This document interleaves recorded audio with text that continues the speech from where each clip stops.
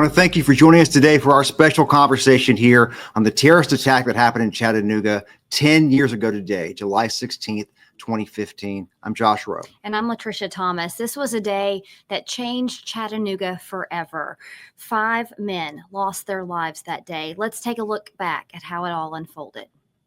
The front of the recruiting center there at Lee Highway. The events leading up to that moment on July 16th, 2015, and those that followed, changed the city forever. Today is a nightmare for the city of Chattanooga. This report from the U.S. Fleet Forces Command says just before 11 in the morning, Mohammed Abdulaziz shot through the windows of the recruitment center on Lee Highway from a rented gray Mustang. To the side, and next thing you know, he lifted up his arms like this with a big black gun, and just, it was one shot, and then it was just endless shots, one after another, just unloaded. After leaving the recruitment center, he drove 7 miles in about 7 minutes to the Navy Operational Support Center on Amnicola Highway. Sean O'Brien, a then Chattanooga police officer, noticed Abdulaziz's reckless driving and followed. And I don't think he expected to see me.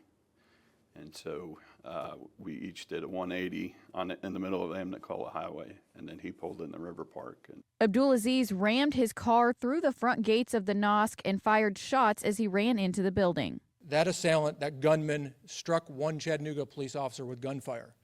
As he went down, his teammates who were responding equally as aggressively came to his aid.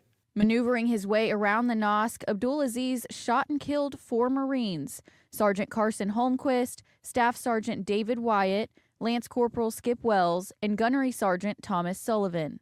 Navy Petty Officer 2nd Class Randall Smith died 3 days later from his injuries. Unquestionable acts of bravery and heroism exhibited by the Chattanooga Police Department in the active shooter situation they found themselves.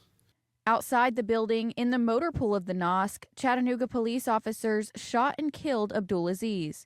This report estimates it was 20 minutes from the first shot fired on Lee Highway to the last one that killed the gunman. Then Chattanooga Mayor Andy Burke was at this press conference ready to present good news to the city. I got a note from somebody who worked for me while I was standing up there. This is the moment that followed that note. I literally do not know more than I just told you, but as soon as we have more information, this is very important, and I'm very concerned about what's going on out there, and I need to go. In the days that followed, seas of red, white, and blue appeared around Chattanooga as the city honored the fallen 5 and those who ran toward the danger. We're very grateful, but we're not shocked and surprised because that's what Chattanooga does. In Chattanooga, Lily Butler, News Channel 9. You see that video, and my mind goes right back to that day. Mm-hmm. And I was talking to former police chief Fred Fletcher a few days ago and said there's parts of it that feel like this just happened, and there are parts of it that feel like it was a long time ago. And you watch the video, and it feels both of those things. Yeah, and I'm sure people in the community at that time feel the same way. Yeah. Some people, when they pass that recruiting center, when they go down Amnicola, it's those memories that jog what happened that day. Absolutely. We want to introduce you now to our panelists. We have several people, both who responded that day, who were involved that day, to bring insight into just this look back 10 years later. That's right. We have Police Chief John Chambers. He's been with CPD 25 years. He responded that day, and we'll have more on that as we go. Chief Chambers, thanks for being here today. We appreciate that. Thank you. Tim White also joining us. Tim was the retired Navy Lieutenant Commander. He was at the NOSC, in charge of that side that day, saw some of that active shooting unfold. Sir, thanks so much for being with us. Thank you for the opportunity. We have Chase Eastep. He was also in the NOSC that day, Marine Corps Staff Sergeant at the time, I do believe, and he is grateful for Chase over the years because he has helped us many times interview and kind of explain different aspects of it. So Chase is here today. So thanks for being here, Chase. Thanks for having me. And Mickey McCamish, who has helped so much in the days, months, years after to help us remember the fallen 5, to help the community honor them, and to also just help Chattanooga be Nooga strong, whether it was a month after or today, 10 years later. Thanks, sir, for being here as well. Thank you. We want to talk about what it was like that day. Yeah. And one of the first videos I want to watch with you guys is a little piece of our coverage from that day. Josh, you were live down on Lee Highway from the recruitment center when that happened, and you interviewed a witness. So if we can, I'd like us to all take a look at that together. We want to make this was about 10:30 in the morning. This was in the middle of a regular work day. People at the hair salon behind me, people at the restaurant as well, going about their normal activity. Keegan Green joins me right now. He does landscaping in this area almost on a daily basis. You saw this whole thing play out, right? Right. I saw the whole thing play out. Tell me what happened. I was sitting over there laying mulch with one of my buddies of mine that works in a landscaping company, and all I heard was the first shot, boom, and me and him looked at each other, but we thought it was, you know what I'm saying, like a tire or something like that, that hit the sidewalk or something. But then we heard, you know what I'm saying, 10 more shots, boom, boom, boom. Around like the 7th shot, we saw a lady run across the street. So that's when my buddy, a buddy of mine ran. You know what I'm saying? So I seen her where she was running from, so I looked over here, and he backed back. When he backed back, he put another set of like 10 or 20 in the window and stuff like that. So I was just like, So he backed up. As soon as he backed up, he took off and came around here and went on Amacola Highway. What was going through your head when you see this? I mean, this is a normal work day. You never expect to see something like this. What were you thinking? I was just thinking, I hope nobody hurt, you know. It's a real tragic, but I was just hoping wasn't nobody hurt. I was one of the first people on the scene when, as soon as he pulled off, I seen 2 people chasing him, and when they was chasing him, I just ran over there.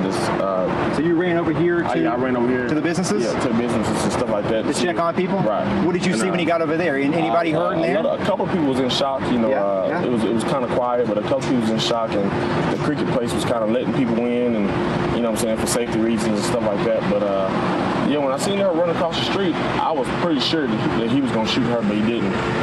So you saw with your own eyes, you got a good look at this shooter, correct? Yeah, correct. What kind of firearm did this man have? A handgun? More than that? What was it? What were we talking about? I thought it was a handgun. I thought it was a 38. But all I could see is his hand was out the window like this. Okay. So he never left the vehicle from what you saw? Right, he never left the vehicle. So that was some of our first information outside of the first responders, what you guys were seeing of what started. That was that was about 5 o'clock that afternoon. After I had gone out there, and as we know, that was the first location of the shooting. And after that, he goes to the NOSC where Tim White and Chase Eastep were. And as you can tell from some of those questions, there's a lot of things that we now know that feel almost obvious, but at the time we had no idea. We were really just kind of moment to moment of getting whatever we could in to try to understand what had happened. Let's go to Tim White maybe, and just tell us, obviously after what he just described, vehicle leaves there and comes to the NOSC. What do you remember about those moments, Tim? Well, we had no idea what had happened on Lee Highway when he crashed through our gate. I just had my window open, was enjoying that beautiful summer day and getting some fresh air in my office, and I heard some squealing tires and a crash, and I thought that somebody got in an accident in the River Park or maybe on Amnicola Highway, but I couldn't see the gate where I was sitting, and so I got up from my desk to go over to the other side of my office and to see if maybe somebody needed help on Amnicola. And that's when Petty Officer Smith ran into my office and said, "Sir, someone just crashed through the gate. What do we do?" So I told him to go call the police. And then I went back to the other side of my desk where I had my weapon, got my weapon, stood up, and I could see the terrorist running down the sidewalk towards the entrance of the Reserve Center. And that's when I fired at him. And one interesting thing about that first clip, we found out later that he was initially using a shotgun. That's why there was one first shot and then a pause between the other shots. He was using a magazine-fed shotgun initially that malfunctioned.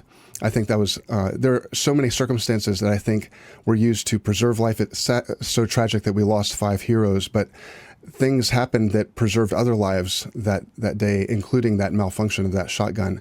And so that's when he switched to his rifle and used his rifle pretty much for the rest of the morning. Chase, you were inside the NOSC, the second location there, what was your first indication that something wasn't right that day? What did you hear, or did someone approach you? Well, I heard the shots, and I believe that was the first shots where they got Ellis, where he shot Ellis Smith, and I thought it was the guys outside practicing for funerals, because we use blanks and we go out there and we do volleys and everything to practice for funerals and stuff down at the Chattanooga National Cemetery. And Josh and I have talked several times about that day, and I thought they were practicing for a funeral. So I was sitting in my office, and my sergeant came in and said, "We have an active shooter." And I was kind of in disbelief, like, in Chattanooga, like, how does this happen? So I was like, well, what do we do? Because at that point, we don't have training on active shooter. We have training going to Middle East and Iraq and Afghanistan. And when it hits home, it's like, what do you do? So I got her and one of the reserve corpsmen that was in my office. We were talking about stuff, and I got them all in my office and barricaded the door and called 911 and tried to tell them as best I could where he was based on his shots. And I can't remember how long it lasted, and CPD showed up and got us out of there. So, yeah. And Chief Chambers, you on the scene that day. By the time you got there, what was the situation? As I had pulled up, the last few shots had just been fired, where our officers had moved forward and neutralized the threat. So at that point is when they were bringing now Sergeant Pettigo. At the time, he was Officer Dennis Pettigo. They were bringing him up, who had been wounded, and I helped get him up to the ambulance. And then our Bearcat was showing up, so I got on the back of it and went forward and helped get Petty Officer Smith, back out of there, and then back up to an ambulance, and then went back in to continue the search. Let's go to Mickey here. Mickey, I think the entire city, when they started to learn these things, we were all in shock. What do you remember about learning about these things? Sure. We were, I was in the funeral procession on the down ramp to Amacola off CB Robinson Bridge, just opposite the Navy Operations Support Center. I heard the automatic weapons fire. Sounded like firecrackers. Innocently, I thought about who in the world has missed July the 4th. It's July the 16th. Officer Pettigo was leading us in the funeral procession. He peeled off and went into the Operations Support Center. And of course, as the chief said, he was the officer that was wounded at that time. So was just opposite, heard the firing that had occurred. And as Tim knows, I was there at the Reserve Center numerous times. So, but didn't realize what had happened until we made the U-turn, headed on to Chattanooga National Cemetery. And then word began to come to me what had happened. Yeah. We know today that 5 service members were killed in this, 4 Marines and a Navy sailor. There was another Marine shot in the first shooting location at the recruitment center. And as you mentioned, Officer Pettigo was also shot in this. I believe we have a video I want to show you here remembering the folks who died that day. 4 Marines and 1 Navy sailor remembered as the fallen 5. None of them expected that this was a dangerous assignment. All of these men were prepared to go do what they have to in war, but here in Chattanooga, they expected to be able to do training and community service and other work but not feel like they were in a war zone. So it was deep shock to all of us. Described as a patriot by his family, Staff Sergeant David Wyatt joined the Marines after 9/11 and served multiple deployments overseas. He had 2 children. My son was a good father. He was a good husband. He was a wonderful son. He was a good Marine. He was a good scout. He was proud to serve his country. He was proud to serve his community, and most especially proud to serve his family. 40-year-old Gunnery Sergeant Thomas Sullivan from Springfield, Massachusetts, served 2 tours of duty in Iraq. He was working on his master's degree and loved being an uncle to his nephew and 3 nieces. This man was a gunnery sergeant in the Marine Corps, and that's the heart and soul of a Marine battalion. The gunny is the man that keeps the whole thing together. It reverberates big time throughout the community, and it's a huge loss. 21-year-old Lance Corporal Skip Wells had only recently joined the Marine Reserves before July 16th. He went to high school in Marietta, and his family says he was a friend to everyone. He died with his boots on, and he died doing what he loved. Skip joined the marching band, and I played football for Sprayberry High School. Sometimes the band would be on the field at away games. We gave each other bear hugs in our uniforms. Band geek and football player, best friends like no other. 27-year-old Sergeant Carson Holmquist joined Battery M just 90 days before his life was taken at the NOSC. He served 2 tours in Afghanistan.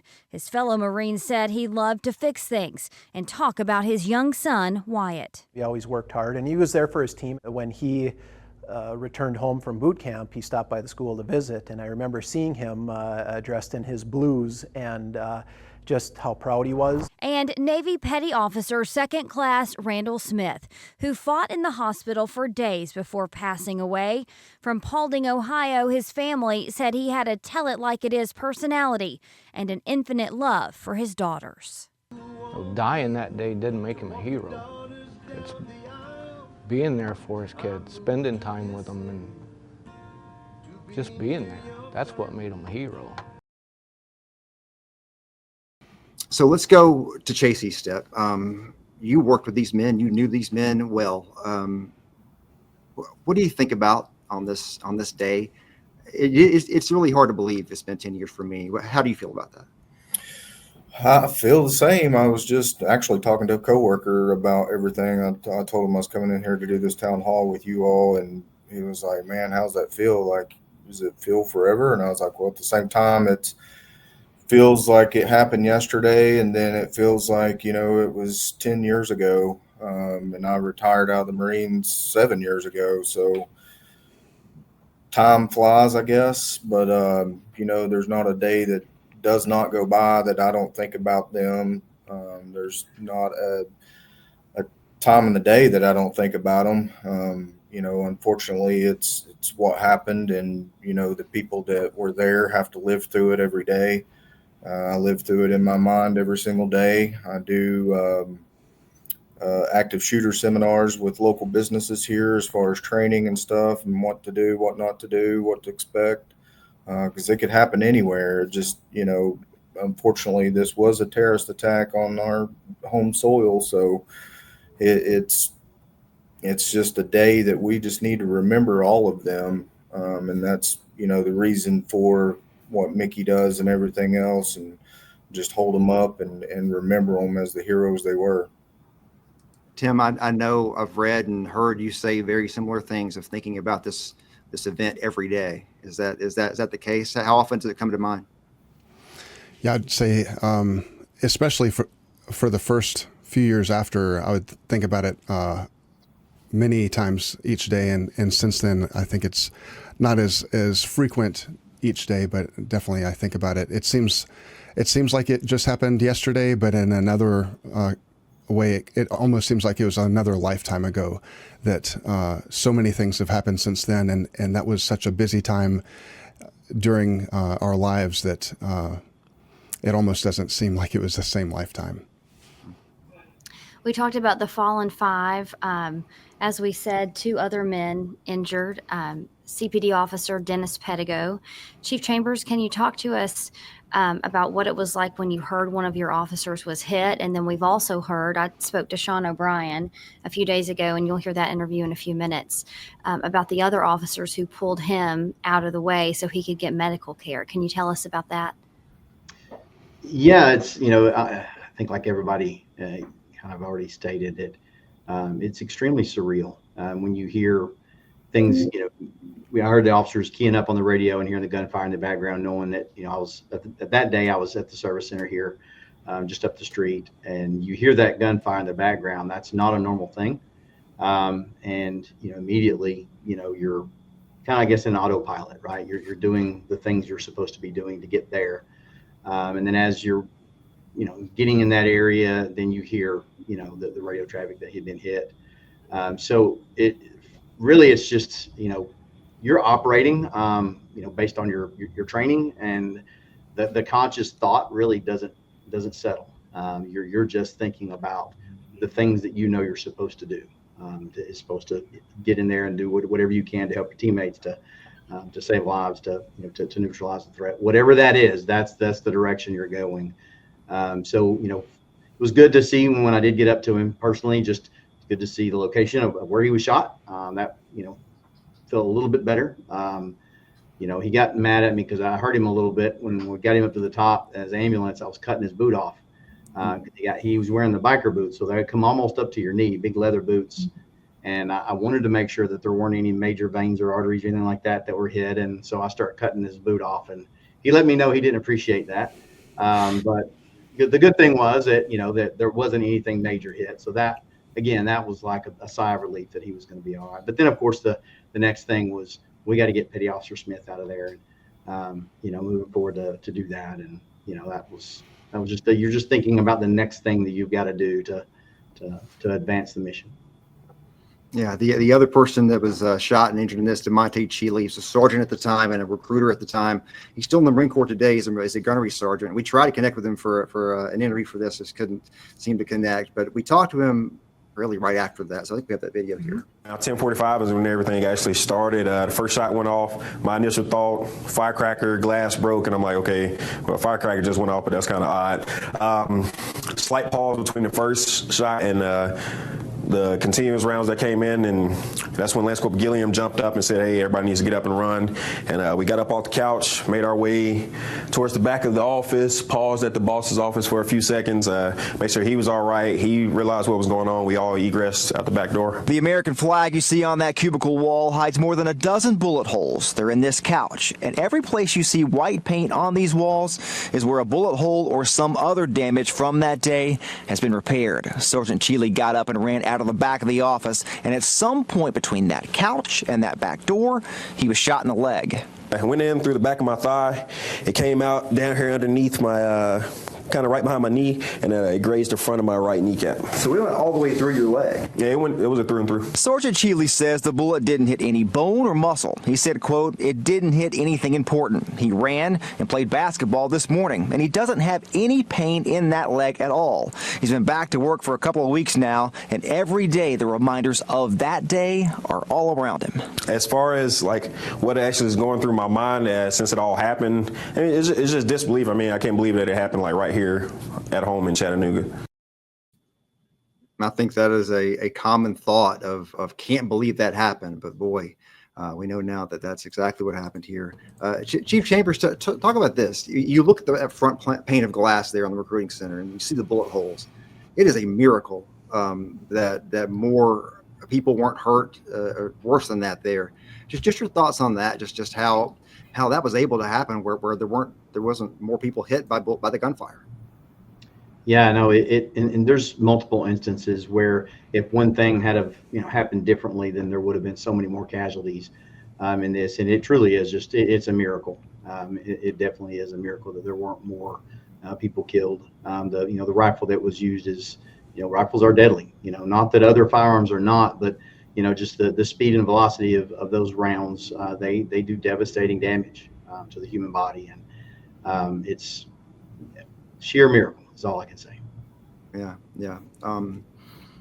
There's no question about that, and I think that is the thing that you're talking about there. As you're looking at that scene, and you're processing crime scenes all the time. That this is a unique situation, and I'm sure the work that went into this, the days after this, is unique as well. Can you speak to that? Just kind of the process of trying to investigate what you could and process these scenes.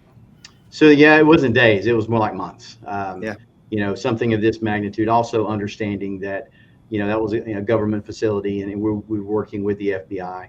That there were months and months of very long days, 16, 20-hour days, that our investigators, along with the FBI, went through just to ensure that we were as thorough as we could possibly be, to ensure that, that there wasn't anything else that could happen in the future with another person or anything like that. This was a very lengthy investigation, unlike anything we have ever seen before that or since. talking about Chief Chambers, you were on the scene that day at the time. Chief Fred Fletcher was out of town that day, right, Josh? You spoke to him a few days ago about his recollection, and he and the assistant chief at the time both happened to be out of town in those moments. Yeah, we're going to listen to former Chief Fletcher here in a moment. But yeah, he told me a story of that day where he and Nathan Vaughn were on the way to Nashville to a meeting. And then former Chief David Roddy was also out of town, and that they are hearing what's happening, and they're kind of freaking out, obviously, and they're trying the best they can to get back here. And he told me the story of when he heard that Chief Chambers, was on the scene. He patted Nathan Vaughn on the shoulder and he said, "Relax. He's there. We're in good hands for now." And it's one of those things that stuck with me. When you hear that story, what are your thoughts on that? I don't know. He did tell me that, and I very much appreciate the faith that he had in me that day. I'll say I don't think any of us feel the way that nobody feels like a hero. That's not a thing, really. Really, I think, and it wouldn't be right for me to speak for everyone, but I'll just say those that I've spoken with that were there even early on, all we think about is what we have done different, what we have done better, how can we respond faster? I mean, all of the things that you think about, the what ifs and if I this and if I that. I appreciate the faith that he had in us, that day, and I know, that we did the best we could under those circumstances. And then, handling things after the aftermath. I was the incident commander after everything had transpired. Just working with the fire department, EMS, and the federal authorities afterwards. And again, it was really just a fog, just to be honest. I had a lot of help. I was definitely not by myself. We had a really good team in the command post that was doing, everything that we could possibly do, especially in a situation that, we've never experienced. We planned for this. And to be honest, the Chattanooga Police Department, as well as our surrounding agencies, have really done a really good job since Columbine, since 1999, to really prepare for something like this, more so than a lot of other agencies and jurisdictions our size. So it definitely wasn't like a lack of preparedness, but there's always things you can learn. There's always ways that you can improve. And for us, that's what it was, kind of always about after the fact, was just thinking of, well, what could we do better next time? Just our job is, to prevent the loss of life. And even though, things could have still been much worse, we still lost 5. And that doesn't sit well with anybody. And I want to talk about too, what the police department has changed since then. We did sit down with Sean O'Brien, who was the first Chattanooga police officer on the scene that day, because he saw Abdulaziz drive by in his vehicle erratically, had heard a little bit of radio chatter, and pulled out in front of him. And that's one of the big things he spoke to us about. Let's listen to his account. If I'm able to see the end of the pier downtown, I get to see the 5 flags that memorialize the 5 men that lost their lives. So every day I get to think about it, even if it's just for a brief moment. 10 years worth of brief moments for Sean O'Brien, the first Chattanooga police officer on the scene of the July 16th terrorist attack. And that's when I saw him, coming past the Coca-Cola facility on Amnicola Highway. O'Brien pulled out behind gunman Mohammed Abdulaziz. We each did a 180 in the middle of Amnicola Highway, and then he pulled in the river park and crashed the fence into the NOS. O'Brien says he stopped about 75 yards short of the shooter's vehicle. By that point, he had already bailed out of the car and had shot his way into the building. Tim White was the Navy lieutenant commander inside the Navy Operational Support Center. After firing at the shooter with his personal handgun, you can see the bullet holes inside his office. He crawled out the window and found O'Brien. I told him what I saw, and I thought he was going to say, "Okay, let's go get him." But he said, I'm waiting for backup. I need you to wait behind my vehicle. And as I waited behind his vehicle, I could hear the terrorist shooting inside the building. Up to that point, we had been trained a very specific way on how to respond to these events, which included putting together a team of 3 or 4 officers to then address the threat. And so waiting for at least one other officer to get there.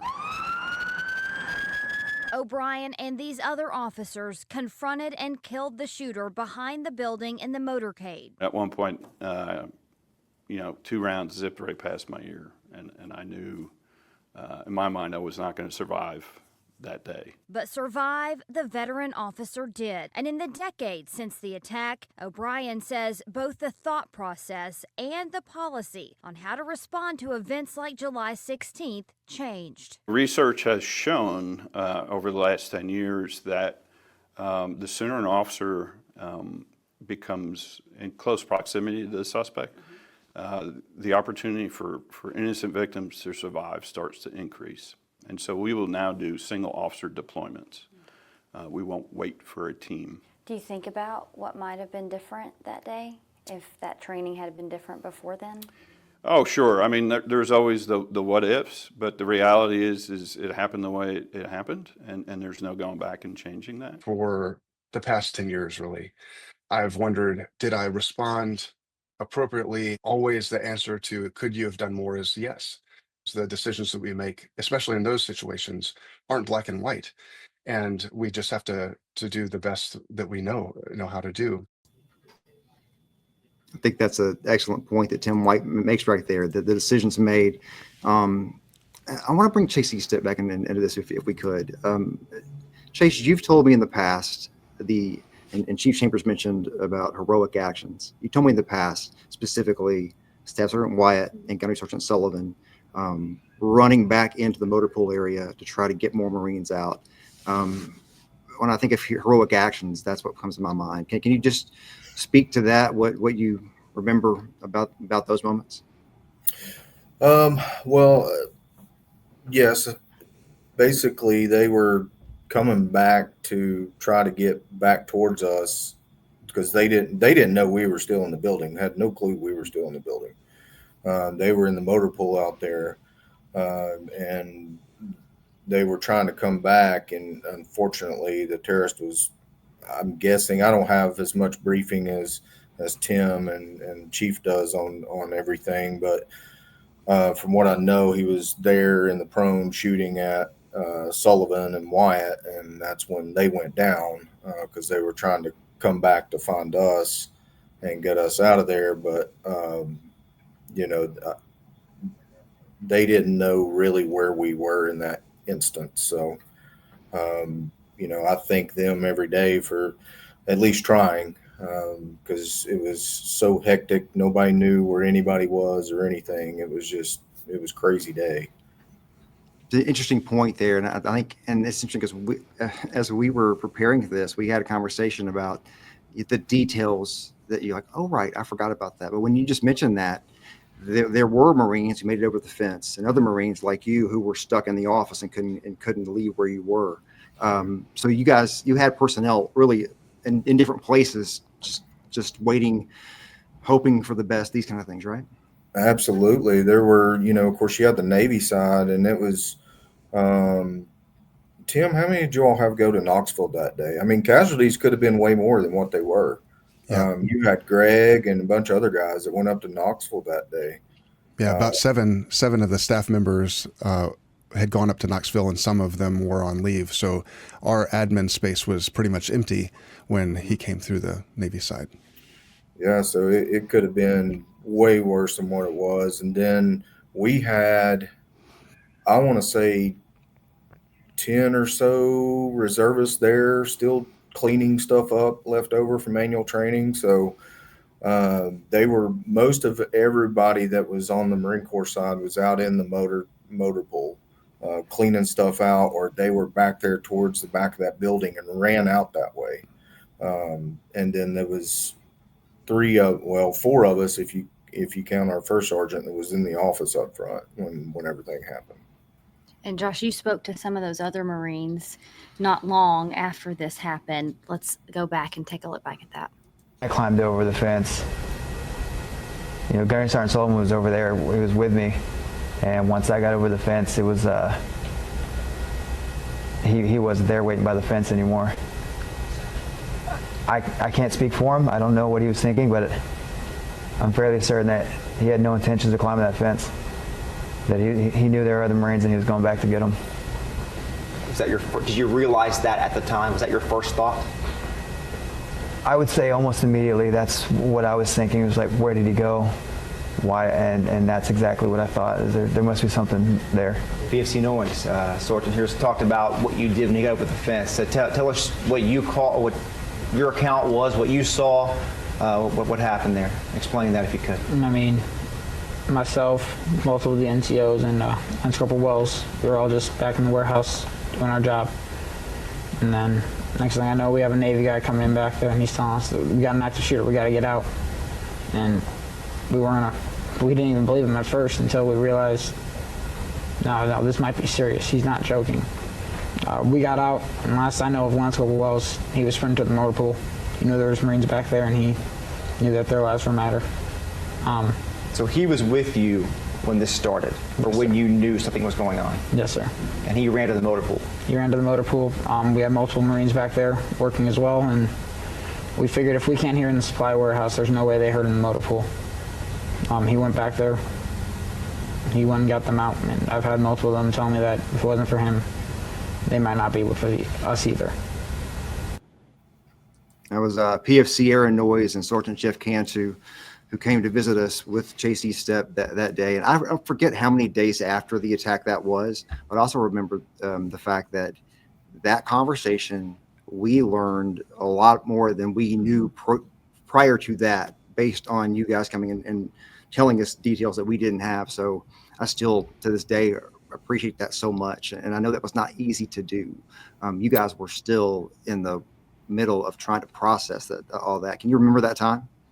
Oh, I do. I got chills just thinking about it, but I was pretty numb during that interview, as you could tell by the look on my face. I can't remember how many days it was afterwards, because there was so much that went on. I mean, we were working out of the Air National Guard building over there, I think up Bonnie Oaks or wherever. So I want to say that was like 3 or 4 days afterwards. But I was so numb just to everything. And, you know, I think that was like the first big time being on television. I didn't know what to say. So, yeah, it was pretty numb.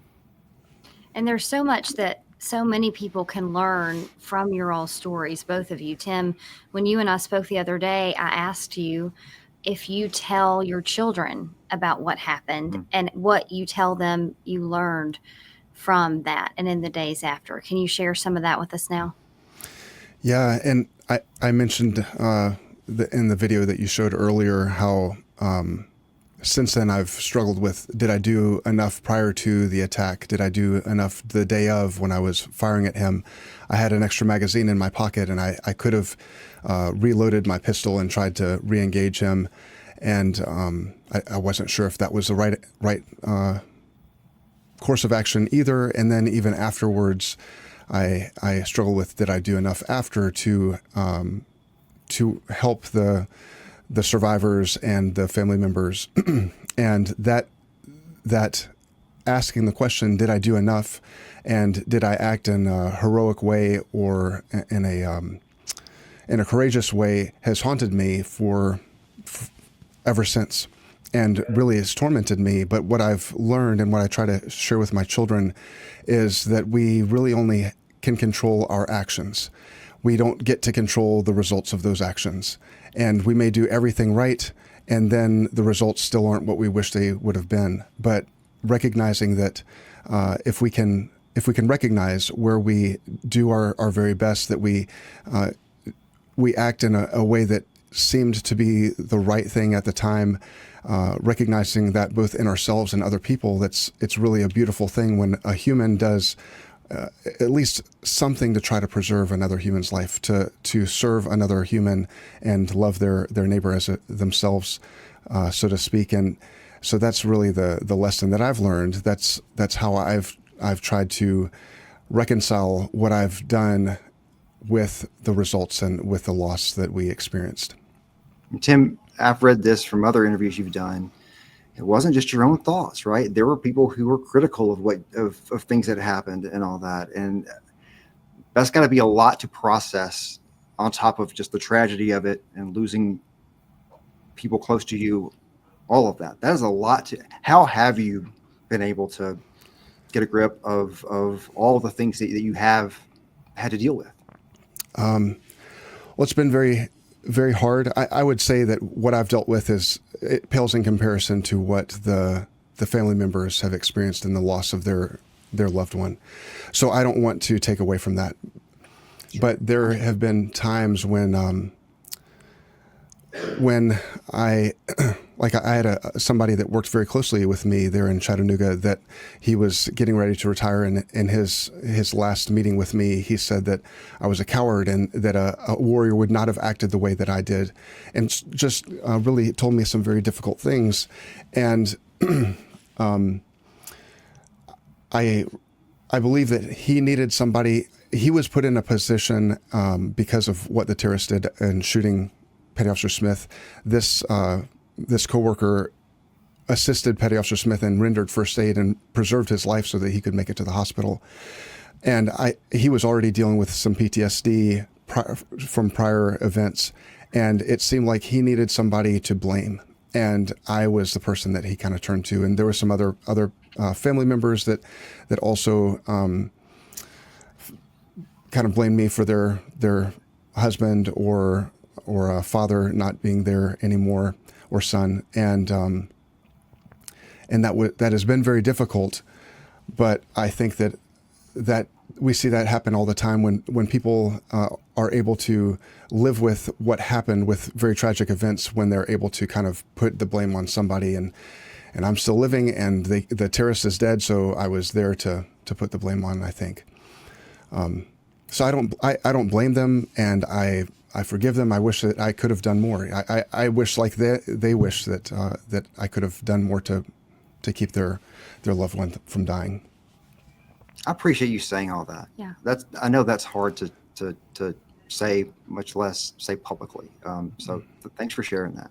And You're thanks welcome. for sharing your story, and Chase, your story. I think there's so much to learn from what happened. Not just, I know safety protocols have changed and the thought process of things have changed, but also just the city changed, and how much we need to remember what happened so we can move into, what's happening in our current world in a different way. And I also like to ask you this, Chase. We've talked about this in the past about moving forward, and we all have to move forward. We all have to understand it. But at the same time, frustration around maybe people not remembering it, not doing enough to honor, the brothers you lost, those kind of things. How do you think about that today? It's the same as I mentioned to you in the past. When I first got out and I was going through the whole VA stuff and everything, I had to sit down with every psychiatrist in the world over there and talk to them about it. And just the amount of times I had to retell the story to somebody, even at the VA, because they didn't have a clue what went on, or, just people here at work. I don't like to openly come out and tell people anything about what happened or something. But I get asked often enough, like, what happened, what'd you do in the Marine Corps, stuff of that nature. And, did you go to war? Did you do this? Did you do that? And then, it comes out that I was in Chattanooga, and they have no clue that it even happened down there. And I try to let them know, how everything, what happened, how it transpired, the guys we lost, and just remember them and try to spread it as much as we can. And I post on my social media a lot about them, and post their pictures and stuff, and try to just keep people mind going on remembering all of them.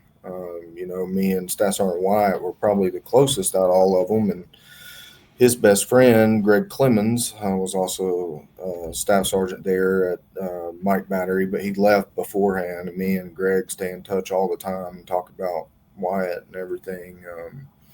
And I'm, got all the everybody's family on Facebook and stuff, and just trying to do the best we can to remember them. Because, you know, like I said in the past, even though, you know, these guys did pass away in a tragic event, you know, there's a lot of service members that do the same. And, you know, I wish we could remember every single one of them, because it's, I mean, they signed up to give their life for this country. And I think it's very important to remember every single person, not just in Chattanooga, but everywhere. Well said. Yeah. We mentioned, Josh, you sat down with Chief Fletcher, Sure. who's no longer in Chattanooga. Here is some of his recollection from that day. Jumped to mind. I have one particular memory I think of when I think about some anecdotes from there. There were some Marines who were very heroic, who, as the terror was unfolding, they jumped that back fence at the NOSC to rescue some children from the playground behind the NOSC. And I pretty much can't go by a playground without thinking about that moment, thinking about those Marines who, you know, who signed up to potentially sacrifice themselves for their neighbors, much like my cops.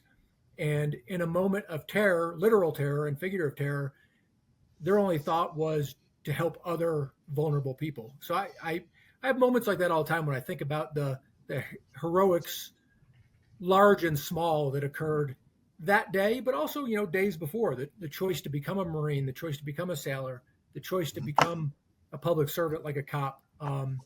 Those are all small acts of heroism that then put you in place to be there when something unfolds where the need arises to place yourself between violence and your neighbors. There are snapshots of life that then weave into a tapestry of a narrative, right? And some of those snapshots, which I wasn't actually there for, which have been described to me later, are things like Chief Tucker and Chief Vaughn, Dana Vaughn, Nathan's wife, literally rushing out of the service center on foot and eventually commandeering a golf cart to take to the scene. Things like Dennis Pettigo pulling off of an assignment on his motorcycle to rush to the scene. Things like Sean O'Brien rushing towards the scene. I have a vivid memory as we're rushing back. Nathan and I are rushing back from outskirts of Nashville, and we're trying to get his little Fusion up over Mont Eagle. And David Roddy, Chief Roddy, was in Gatlinburg, and we're both rushing to converge on Chattanooga. And we learned that now Chief Chambers, John Chambers, had arrived on scene. And I can remember putting my hand on Nathan's shoulder and saying, he can slow down because John's on scene and he will take care of it. And that's a really good feeling, to know that there are people like Lucas Timmons, who was a K-9 officer at the time, who rushed to the scene and had bullets skip across his car. Pettigo, Nathan, Dana, Eric Tucker, knowing that they were rushing to the scene so that as the person who's ultimately responsible, you don't have to feel like you have to be there or everywhere. So those are some of the things that really rush to mind. And then a host of those in the days that follow, because, you know, the Cordites long gone from the air. The violence, the imminent violence has ended, but there was still a lot of work to do for a long time. I have a vivid memory, Josh, of Heather Williams, who was a sergeant at the time in charge of our crime scene, who was out there processing the crime scene and taking off a black latex glove or black silicone glove, and the sweat from inside the glove just pooling out of it because it was 125 degrees in the NOSC, and she'd been in there for hours and working so hard. She literally had a pint of water inside of her glove. So a lot of little memories like that really demonstrate the selflessness of people across the board. I remember meeting Tim White, Commander Tim White, who I think you may have talked to, or is going to be at your town hall. I can remember the first time I met him when we were at the service center at the community room where we've done all of our press conferences over the years.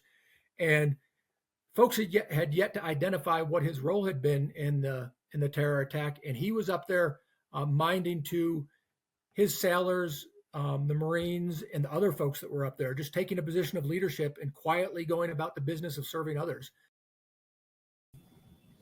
Boy, so many memories come rushing back through all that. Let's go back to Mickey McCamish if we could.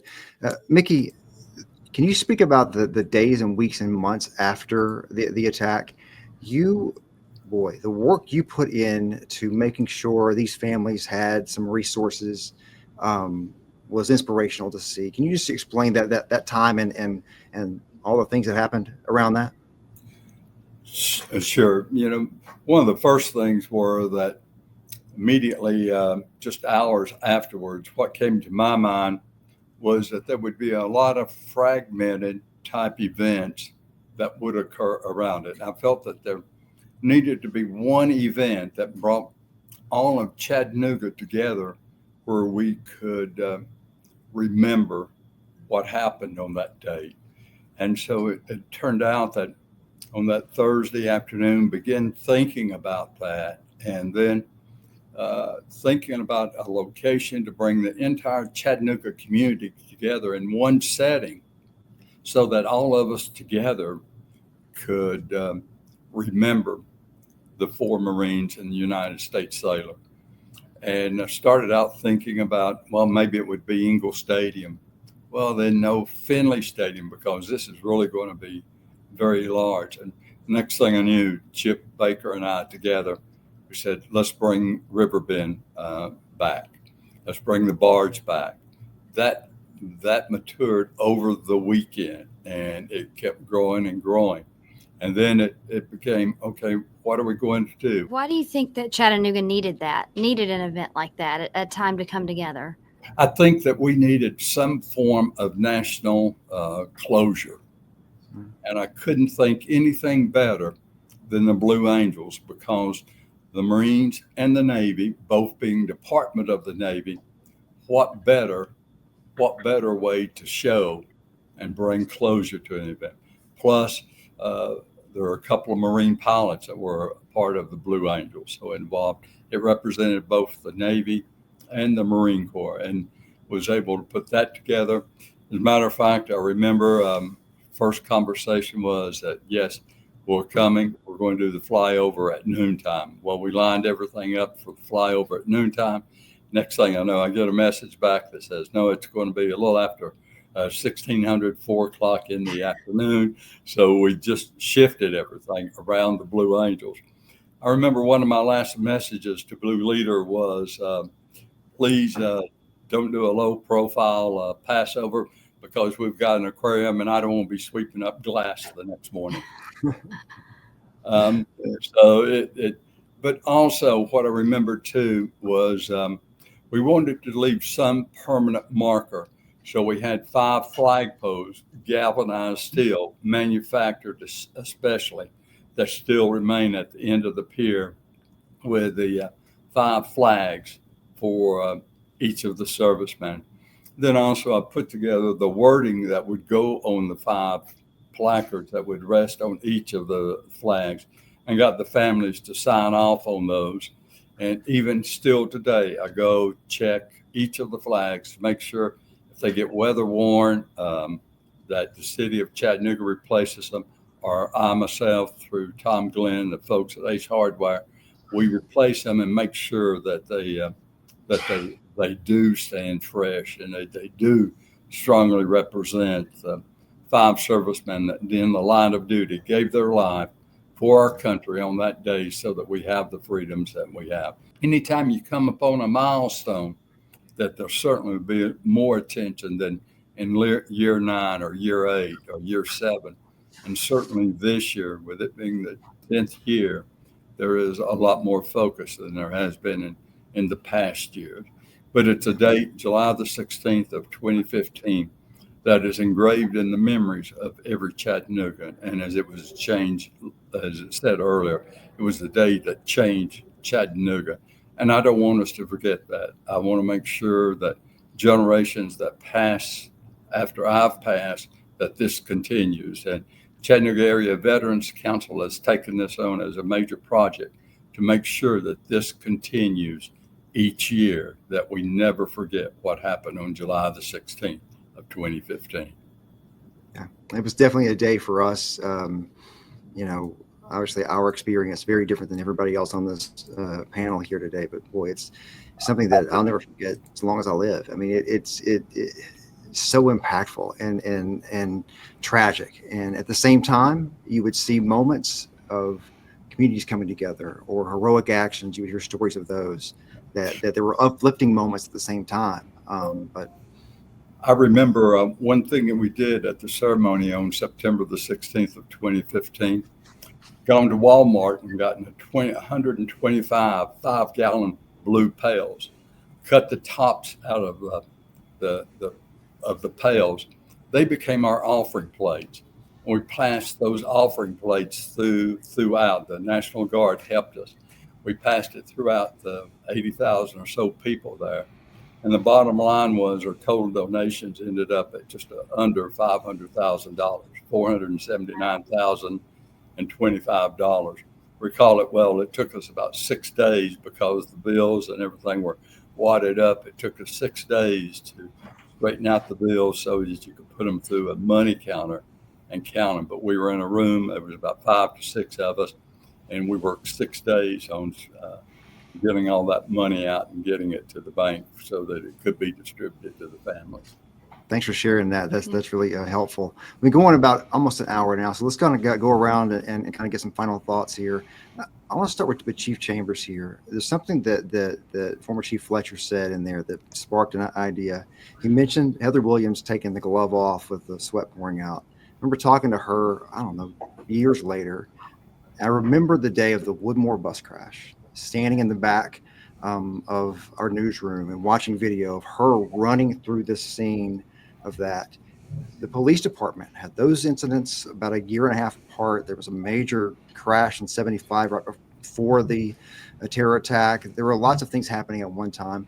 Can you tell me a little bit about how leading a department that goes through so much tragedy and hard events at once? Yeah, that. Honestly, we're behind the curve in that. Like law enforcement, as an industry, military is well ahead of us when it comes to wellness. Right, the mental health aspect of the toll it takes on you, just the things that you see that we're just not meant to see, and that's something we have been working towards. We've actually dedicated full-time resources to that. We've gotten recent grants where we have our own in-house mental health counselor. We're on contract, so we're incentivizing it through policy to where if somebody will just go talk to somebody, then there's incentives built into our policy to make sure that they're able to do that. We're trying to get there because it has taken a toll. It's not something that when I started in law enforcement, back in the mid 90s, that was just not a thing that you thought about and you didn't talk about it, right? It's the whole, you're just going to push it way, way down, right? And just, and what we've learned is that has consequences. You see divorce rates for law enforcement officers, very high levels. Suicide rates are continuing to climb, things like that. So those are the consequences, and we see that now. So that's something that we're trying to get there, and it will be an ongoing process where we'll continually try and evolve and improve the services that we're able to offer our personnel. And another thing that we're being proactive in that is, we have a lieutenant now assigned full time that he goes through our call logs. Every single night or every day when he comes in, he goes through the previous days and looking at the different calls that we respond to and reaching out to those officers that went to some of the more high profile calls or the more taxing calls, so shootings or a death of a child, things of that nature, because that stuff, it just adds up, right? It adds up to the point where it's going to overflow if you don't have a way to let that stuff out, and that's his responsibility, and then we're trying to add towards additional resources there as well. Tim, what do you hope that Chattanooga learned from July 16th? What do you think the changes that were made and if they still reverberate in the city today? That's a great question. We mentioned a couple times during this segment that this changed Chattanooga, and I think one way it changed is it showed us how we can get over our differences and link hands or link arms with those that are struggling and help them up or support them, carry their burdens, mourn with them, those that are mourning. And that's what we saw happening in Chattanooga, that it wasn't just the people directly that were affected by the the attack that were hurting. It was the whole city that was hurting, but we were also strong because we were hurting together and we were going to rally around each other. And I that's what I really hope that we remember this year is how we can get past our differences, that they may be political, they may be faith, they may be very important to us, but there are other things that surpass those differences and that is that we build a strong community for each other, for our children, and for, really it's for an example for others to follow too. Chase, you've mentioned to me in the past that there are people that you call around this time of year. If you've been on the phone today, have you reached out to some folks who are connected to this like you are? Like I said, Greg Clemens is like the number one guy I talk to. Wyatt's best friend. We talk every Sunday morning. He calls and asks me what I'm cooking for breakfast, so I talk to him a lot. Sergeant Holmquist's wife. I don't talk to her as much anymore, but I do keep up with her on Facebook and see that she's remarried and to Carson's best friend actually. So yeah, that was a good thing going there. Matt stepped up to the plate and taking care of the kids and everything. They're doing good. And the rest of them I don't really talk to as much because I wasn't really close to them. Yeah. But yeah, what Clemens for the most part. Yeah. Yeah. And anything that's on your mind that you want people to understand about today? Just know that, it does take a lot for Tim White to come out and say what he said on air. And just know, Tim, that I believe if you didn't do that, what you did that day, a lot more Marines would have been killed, probably myself included. And I appreciate everything you did that day. Appreciate everything you all did the day of the attack, Chief, everything CPD did. You saved lives as well. Mickey, I never really got to meet you, but sounds like you did a lot of great things. I left after about a year and a half and got orders to Okinawa, Japan.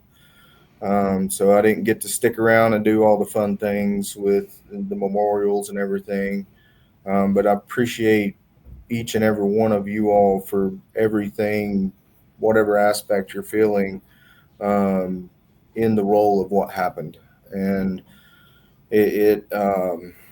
all I got to say is just remember the fallen five and just remember them. That's all I can say. Chase, thanks for saying that. That's a powerful note to end on, I believe. Yeah. It certainly changed us here. Everybody in that city that has heard the story, that has heard about the people who ran to the gunfire to try to save lives, gives a big heartfelt thank you to you guys. And we appreciate your hard work. We appreciate what you've done in the time since. So thanks so much for joining us here today. Yeah, thanks for remembering that it's important to come out and talk about it. So thanks for being here with us for this hour. Yeah. Thank you for joining us at home with our July 16th, 10 years later, as we remember the fallen five.